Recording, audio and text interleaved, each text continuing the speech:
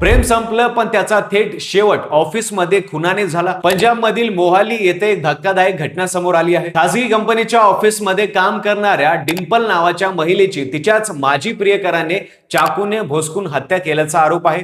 माहितीनुसार डिंपल आणि हरविंदर मान उर्फ हॅरी हे दोघे एकाच पॅकेज आणि मूव्हर्स कंपनीत काम करत होते। गेल्या 3 वर्षांपासून त्यांची ओळख होती आणि त्यांच्यात प्रेम संबंधी होते। मात्र काही महिन्यापूर्वी दोघांचं ब्रेकअप झालं होतं। पोलिसांच्या तपासानुसार हरविंदर पुन्हा नातं जोडण्याचा प्रयत्न करत होता, पण डिंपलने त्याला नकार दिला।